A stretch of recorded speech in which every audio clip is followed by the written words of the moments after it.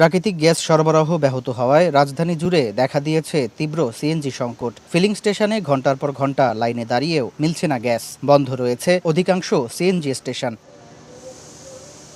ছুটির দিন সকাল থেকেই রাজধানীতে খোলা থাকা পাম্পগুলোতে দেখা যায় যানবাহনের দীর্ঘ লাইন। গ্যাস সংগ্রহে অনেকেই অপেক্ষা করছেন মধ্যরাত থেকে। ভোর 6টায় এসছি, কটা বাজে? নামাজ পড়তে হবে না?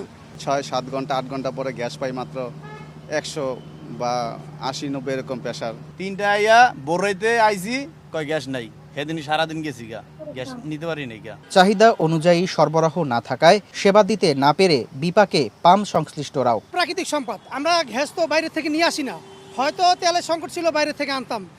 আমরা তো এটা একটা কারসাজি করতেছে।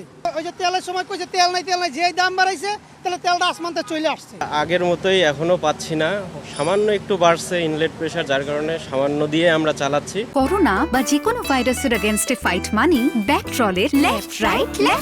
একই অবস্থা গৃহস্থালির কাজেও। মোহাম্মদপুর, ধানমন্ডি, কলাবাগান, কাঁঠালবাগান সহ রাজধানীর বিভিন্ন এলাকায় গ্যাস না পাওয়ার ভোগান্তিতে আছেন আবাসিক গ্রাহকরাও। জাতীয় গ্রিডের কারিগরি ত্রুটি দ্রুত সারিয়ে সংকট মোকাবিলার আশ্বাস জ্বালানি ও খনিজ সম্পদ বিভাগের। সিএনজি সংকটে এভাবেই বন্ধ পড়ে রয়েছে অধিকাংশ ফিলিং স্টেশন। এতে যেমন ভোগান্তিতে রয়েছেন গ্রাহক, ঠিক তেমনি বিপাকে পড়েছেন ব্যবসায়ীরাও।